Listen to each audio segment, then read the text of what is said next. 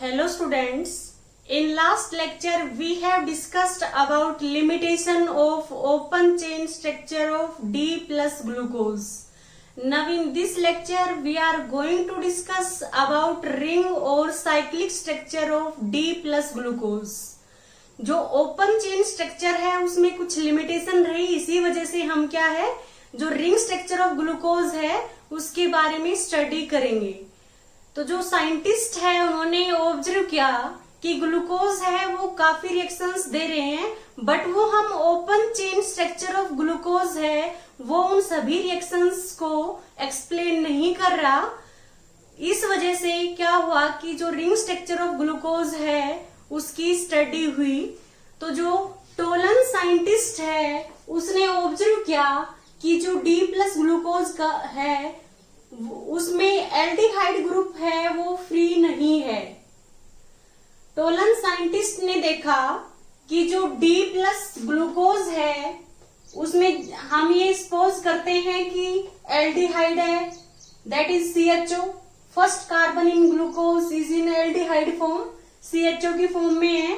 Second जो carbon है उस पे OH राइट हैंड साइड है, थर्ड कार्बन है उस पे OH लेफ्ट हैंड साइड है, फोर्थ और फिफ्थ कार्बन के साथ OH अटैच्ड है वो राइट हैंड साइड है, और लास्ट कार्बन है वो प्राइमरी एल्कोहलिक फॉर्म में है। तो ये ओपन चेन स्ट्रक्चर है ग्लूकोज का, डी प्लस ग्लूकोज का। डी प्लस ग्लूकोज का ये ओपन चेन स्ट्रक्चर है। अब हम देख रहे हैं कि ओपन चेन स्ट्रक्चर में CHO फ्री है। अब यदि ग्लूकोज के केस में ये एल्डिहाइड ग्रुप फ्री है तो जो एल्डिहाइड ग्रुप की जो कैरेक्टरिस्टिक रिएक्शन है वो सभी ग्लूकोज को देनी चाहिए, बट एक्चुअल में क्या होता है ग्लूकोज सारी रिएक्शन है जो एल्डिहाइड ग्रुप की वजह से होती है वो नहीं देता। जैसे हमने लास्ट लेक्चर में limitations of D plus glucose, limitations of open chain structure of D plus glucose में पढ़ा था कि ग्लूकोज है वो स्किफ टेस्ट को रिस्पॉन्ड नहीं करता, स्किप टेस्ट नहीं देता, और ये सोडियम हाइड्रोजन सल्फाइड है उसके साथ एडिशन रिएक्शन शो नहीं करता। तो टोलन साइंटिस्ट ने ऑब्जर्व किया कि जो ये CHO ग्रुप है ग्लूकोज के केस में ये फ्री नहीं है, ये हेमी एसिटल फॉर्म में है। ये जो फिफ्थ कार्बन है उसके साथ जो ऑक्सीजन है, जो OH ग्रुप है, जो हाइड्रोक्सिल ग्रुप है फिफ्थ कार्बन के साथ, ये हाइड्रोक्सिल ग्रुप और एल्डिहाइड ग्रुप है ये साइक्लिक फॉर्म में है, इनके बीच में ऑक्सीजन लिंकेज है। तो हम ये देखते हैं कि वो ऑक्सीजन लिंकेज है वो किस टाइप से होती है। तो क्या होता है कि जो ये एल्डिहाइड है इसको हम C डबल बॉन्ड OH से रिप्रेजेंट कर सकते हैं। तो अब हम यदि नंबरिंग स्टार्ट करते हैं तो ये फर्स्ट कार्बन है, ये सेकंड है, ये थर्ड, फोर्थ, फिफ्थ और सिक्स्थ कार्बन है। अब जो फिफ्थ कार्बन है उसमें ऑक्सीजन के पास जो लोन पेयर है वो अटैक करेंगे इस C पे पार्शियल पॉजिटिव चार्ज है और O पे क्या है पार्शियल नेगेटिव चार्ज है। एक्चुअल में हम इसका मैकेनिज्म डिस्कस करें तो क्या होता है कि जो ये मॉलिक्यूल है ये वाटर की प्रेजेंस में साइक्लिक स्ट्रक्चर में कन्वर्ट होगा, और जो साइक्लिक स्ट्रक्चर है वो वाटर की प्रेजेंस में ही ओपन चेन स्ट्रक्चर में कन्वर्ट हो जाएगा। ये इक्विलिब्रियम है, ये चलता रहेगा। तो क्या होता है कि जो वाटर है आयनाइज होके 2H2O, आयनाइज होके क्या बनाएंगे 2H3O पॉजिटिव प्लस क्या हो गया OH negative, sorry 2H2O give rise to क्या हो गया H3O positive plus OH negative. हम ये देख रहे हैं कि 2H2O give rise to H3O positive plus OH negative. Total hydrogen 4 है, यहाँ पे 3 और 1 4 है, ऑक्सीजन 2 है, यहाँ पे 1 और 1 2 है, यहाँ पे कोई चार्ज नहीं है, लेफ्ट हैंड साइड प्लस और माइनस कैंसिल हो गया, राइट हैंड साइड भी कोई चार्ज नहीं है। तो जो H2O है वो आयनाइज होके हाइड्रोनियम आयन और प्लस क्या है हाइड्रोक्साइड आयन की फॉर्मेशन करता है। तो क्या होता है कि वाटर की प्रेजेंस में H3O प्लस क्या हो गया OH नेगेटिव। यदि हम साइक्लिक स्ट्रक्चर की बात करें तो क्या होगा कि जो ये 5th कार्बन है इसके साथ जो OH ग्रुप अटैच है, OH नेगेटिव क्या करेगा, OH नेगेटिव है, ये हाइड्रोक्साइड आयन है, ये इस H को एब्स्ट्रैक्ट करेगा, H पॉजिटिव को, तो वाटर बाहर हो गया। ये 2 इलेक्ट्रॉन्स किसके पास आ गए, ऑक्सीजन के पास आ गए। अब जो ये ऑक्सीजन के पास 2 इलेक्ट्रॉन्स आए हैं और ये OH नेगेटिव ने H पॉजिटिव को लिया, तो क्या बाहर हो गया, हम यहाँ पे देखें तो वाटर बाहर हो गया। तो क्या होता है कि जो ये O नेगेटिव है, अब ये O नेगेटिव कहाँ अटैक करेगा, इस कार्बन पे, और ये O नेगेटिव हो गया। अब ये O नेगेटिव है, ये क्या करेगा, हाइड्रोनियम है जो ये H3O पॉजिटिव है, इससे H पॉजिटिव को एब्स्ट्रैक्ट करेगा, तो O नेगेटिव के साथ ये H लग गया, ये C वन साइड H है और वन साइड O नेगेटिव है, उसके साथ HOH हो गया। तो हम क्या देखेंगे कि ओवरऑल हम 1 स्टेप में लिखेंगे, OH नेगेटिव ने H को लिया तो वाटर बाहर हो गए, ये 2 इलेक्ट्रॉन्स O के पास आ गए, तो O पे नेगेटिव चार्ज आ गया। अब O नेगेटिव इस C पे अटैक करेगा, तो C और इस O के बीच में बॉन्ड की फॉर्मेशन होगी, ये O नेगेटिव होगा, ये O नेगेटिव इस हाइड्रोनियम आयन से H पॉजिटिव को एब्स्ट्रैक्ट करेगा, तो वाटर बाहर हो गया और यहाँ पे OH की फॉर्मेशन होगी। तो ओवरऑल यहाँ पे C OH और यहाँ पे क्या है H, सेकंड कार्बन के साथ भी OH क्या है, राइट हैंड साइड है, थर्ड कार्बन के साथ क्या है, OH है वो लेफ्ट हैंड साइड है, फोर्थ कार्बन के साथ OH राइट हैंड साइड है, 5th कार्बन है उसके साथ एक H है, और जो ऑक्सीजन था उसने लिंकेज, ईथर लिंकेज की फॉर्मेशन की है, फर्स्ट कार्बन और 5th कार्बन के बीच में ऑक्सीजन लिंकेज आ गई, और यहाँ पे क्या है, CH2OH। यदि ऐसा होता है कि OH है वो राइट हैंड साइड है, तो ये अल्फा डी प्लस ग्लूकोज है, अल्फा डी प्लस ग्लूकोज। ऐसा भी हो सकता है कि C डबल बॉन्ड O है, ये लेफ्ट हैंड साइड हो, तो क्या होगा, ये ऑक्सीजन के लोन पे यहाँ पे अटैक करेंगे, क्योंकि OH नेगेटिव ने H को ले लिया, वाटर बाहर हो गया, ये O नेगेटिव है, इस C पे अटैक करेगा। यदि ये double bond O left hand side है, तो लेफ्ट हैंड साइड OH आ जाएगा। तो हम क्या देखेंगे, ऐसा भी हो सकता है कि फर्स्ट कार्बन पे OH है वो लेफ्ट हैंड साइड हो, सेकंड पे OH है, ये रेस्ट ऑफ द स्ट्रक्चर है सेम है दोनों में, अल्फा डी ग्लूकोज और बीटा डी ग्लूकोज में, और थर्ड कार्बन है उस पे OH क्या है, लेफ्ट हैंड साइड है, और 4th और 5th कार्बन पे OH राइट हैंड साइड है, और हम ये देखते हैं 5th कार्बन है और जो फर्स्ट कार्बन है इसके बीच में ऑक्सीजन लिंकेज आ गई, दैट इज ईथर लिंकेज, और लास्ट में क्या है, CH2OH है। तो हम क्या देख रहे हैं, यदि हम नंबरिंग करते हैं तो हम ये देखेंगे कि फर्स्ट कार्बन है, सेकंड, थर्ड, फोर्थ, 5th और 6th कार्बन, ऐसे यहाँ पे नंबरिंग स्टार्ट करते हैं 1 2 3 4 5 और 6। यदि फर्स्ट कार्बन पे OH राइट हैंड साइड है तो अल्फा डी ग्लूकोज है, और फर्स्ट कार्बन पे OH क्या है, लेफ्ट हैंड साइड है, तो ये क्या है, बीटा डी ग्लूकोज है। ये हम इसको क्या लिखेंगे, beta D glucose, beta D plus glucose.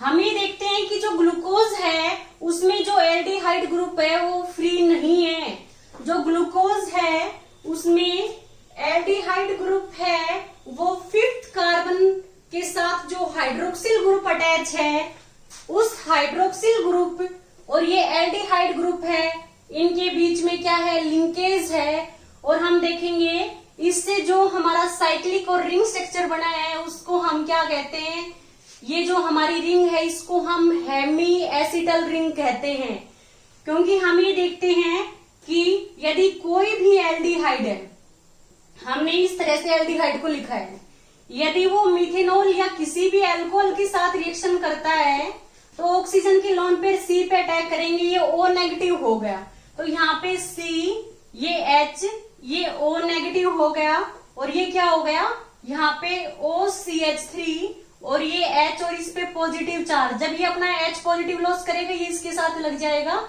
ये OH हो गया। तो यहाँ पे क्या है, ये हेमी एसिटल रिंग है। एसिटल का मीन्स क्या है, एल्डिहाइड से बना है।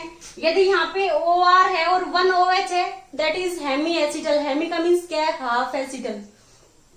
यदि ऐसा हो कि सेकंड मॉलिक्यूल के साथ ही रिएक्शन करे तो क्या होगा, ये OCH3 यहाँ पे अटैक करेगा और OH नेगेटिव बाहर हो गया।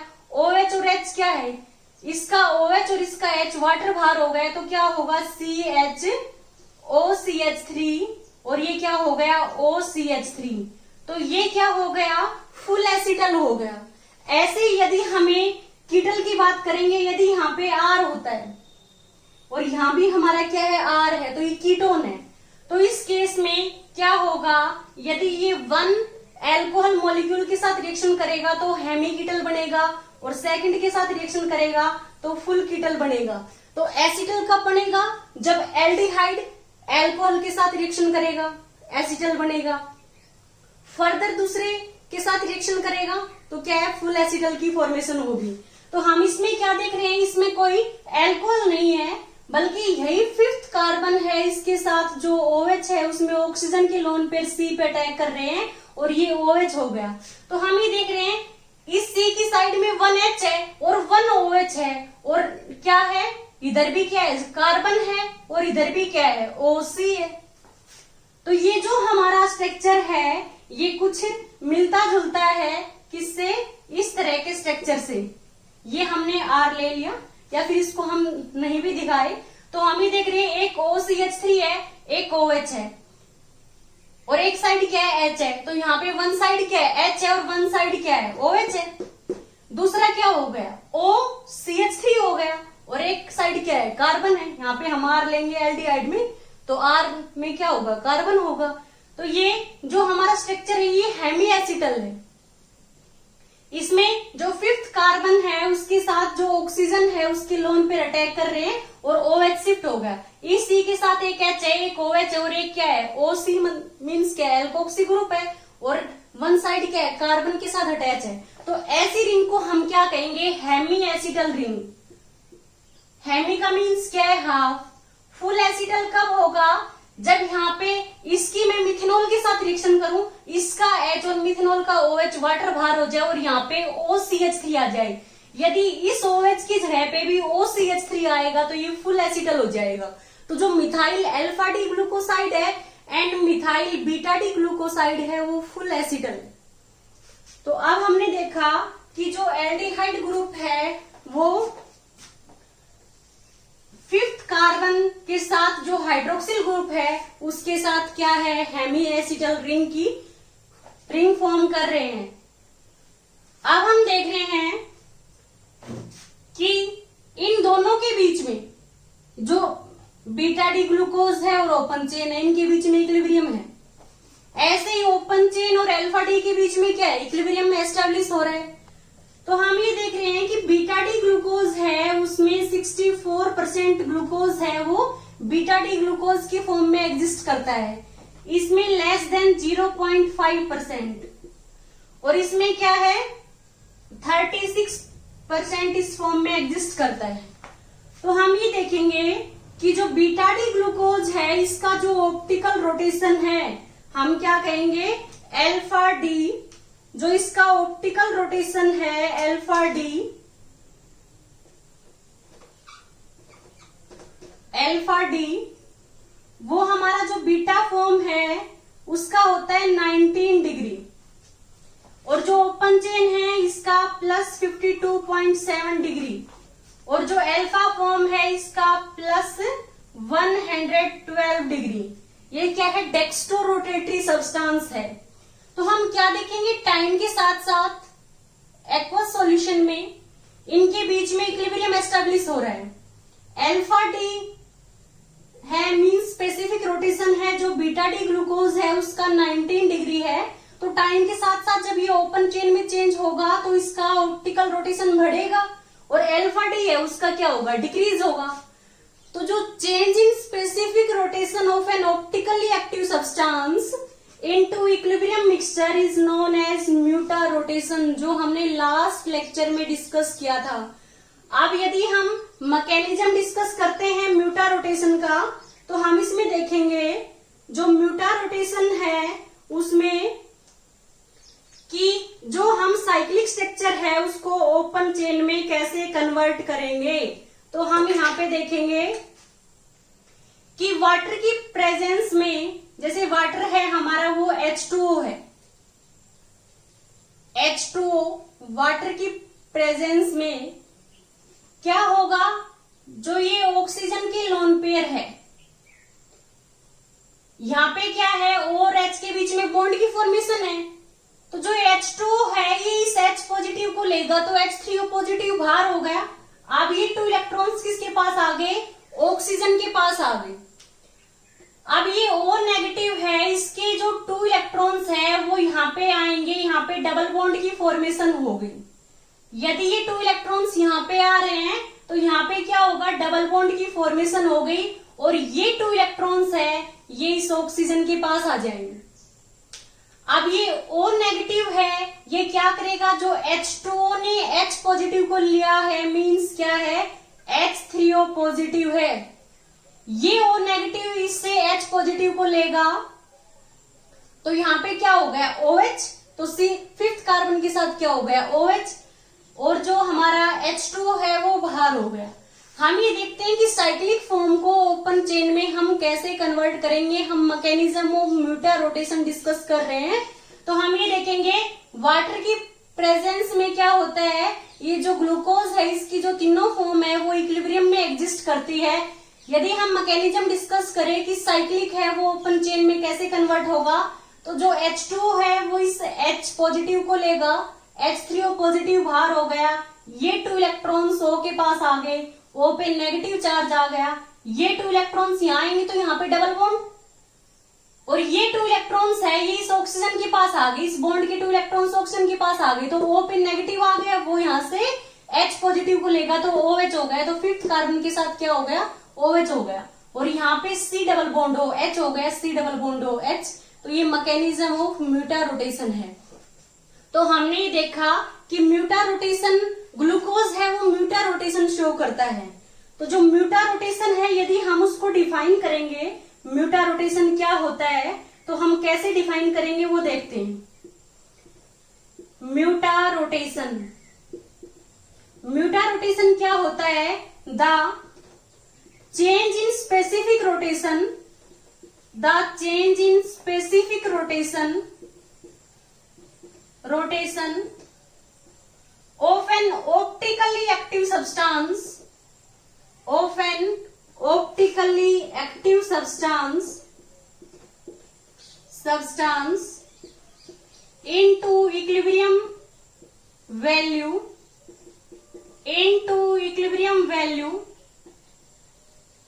is known as muta rotation, is known as muta rotation।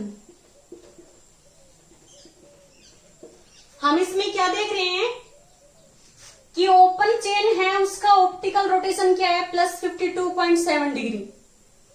Alpha का जो ऑप्टिकल रोटेशन है वो +112 डिग्री है। बीटा का जो ऑप्टिकल रोटेशन है वो 19 डिग्री है।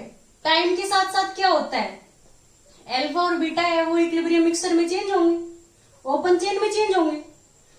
तो हम क्या देखते हैं कि टाइम के साथ साथ बीटा का जो ऑप्टिकल रोटेशन है वो क्या होगा, इंक्रीज होगा, और जो अल्फा है उसका ऑप्टिकल रोटेशन है वो 112 से डिक्रीज होके क्या होगा +52.7 डिग्री। इसी को हम क्या कहेंगे, म्यूटा रोटेशन। तो जो लिमिटेशन ओपन चेन स्ट्रक्चर की रही कि open chain structure does not explain that alpha D glucose exist in two isomeric form, alpha D glucose and beta D glucose. ये ओपन चेन स्ट्रक्चर ने एक्सप्लेन नहीं की, तो ये रिंग स्ट्रक्चर की हेल्प से हम एक्सप्लेन कर सकते हैं। सेकंड पॉइंट है कि हम ये देखते हैं कि जब हम ग्लूकोज की रिएक्शन करते हैं मिथेनॉल के साथ हाइड्रोक्लोरिक एसिड की प्रेजेंस में, तो क्या होता है, फर्स्ट कार्बन पे H हटके क्या आएगा, CH3, जिसको हम मिथाइल अल्फा डी ग्लूकोसाइड्स कहते हैं। तो हम ये देखते हैं कि यदि हम ग्लूकोज की रिएक्शन करते हैं मिथेनॉल के साथ, मैंने यहाँ पे CH3OH that is methanol anhydrous HCl की प्रेजेंस में, तो यहाँ से H और OH वाटर बाहर हो गया। तो यहाँ पे क्या है, हम ये कह सकते हैं इस H को हटा के यहाँ पे क्या आएगा, CH3, तो यहाँ पे OCH3 आ गया। तो किसकी फॉर्मेशन होगी, COCH3, और यहाँ पे क्या आ गया H, और सेकंड कार्बन पे OH राइट हैंड साइड है, थर्ड कार्बन पे OH क्या है, लेफ्ट हैंड साइड है, फोर्थ कार्बन पे OH राइट हैंड साइड है, और फिफ्थ और फर्स्ट कार्बन के बीच में ऑक्सीजन लिंकेज है जिसको हम ईथर लिंकेज कहेंगे, और लास्ट में क्या है, CH2OH। तो ये हमारा किसका स्ट्रक्चर है, मिथाइल अल्फा डी ग्लूकोसाइड का, मिथाइल अल्फा डी ग्लूकोसाइड का स्ट्रक्चर है, ग्लूकोसाइड्स का। अब हम देखेंगे कि सिमिलरली क्या होता है, यदि बीटा डी ग्लूकोज है वो क्या करेगा, मिथेनॉल के साथ किसकी प्रेजेंस में, एनहाइड्रस हाइड्रोजन क्लोराइड की प्रेजेंस में, यहाँ पे भी क्या होगा H, और इसका OH वाटर बाहर हो गया, यहाँ पे भी CH3 लगेगा। तो हम क्या करेंगे, फर्स्ट कार्बन पे जो OH है वो OCH3 में चेंज हो गया, सेकंड कार्बन के साथ OH है वो राइट हैंड साइड है, थर्ड कार्बन के साथ OH लेफ्ट हैंड साइड है, फोर्थ के साथ क्या है, राइट हैंड साइड है, और फिफ्थ कार्बन के साथ और फर्स्ट कार्बन के बीच में ईथर लिंकेज है, ऑक्सीजन लिंकेज है, और लास्ट में क्या हो गया, ये CH2OH। तो ये क्या है, beta D, methyl beta D glucoside का स्ट्रक्चर है, methyl beta D plus glucoside का स्ट्रक्चर है। तो हम ये देखते हैं कि ग्लूकोज है जब वो मिथेनॉल के साथ रिएक्शन करता है एनहाइड्रस हाइड्रोजन क्लोराइड की प्रेजेंस में, तो 2 आइसोमर्स बनते हैं, one is methyl alpha D glucoside and other is methyl beta D glucoside. In methyl beta D glucoside OCH3 on first carbon is on left hand side and in methyl alpha D glucoside OCH3 on first carbon is on right hand side। But ये जो properties है ये open chain structure of glucose ने explain नहीं की, तो ये उसकी लिमिटेशन रही। इसी वजह से जो रिंग स्ट्रक्चर है वो एग्जिस्टेंस में आया। उन्होंने इस प्रॉपर्टीज को भी एक्सप्लेन किया कि glucose react with equimolar methanol in presence of anhydrous hydrochloric acid to form 2 isomers methyl alpha D glucoside and methyl beta D glucoside.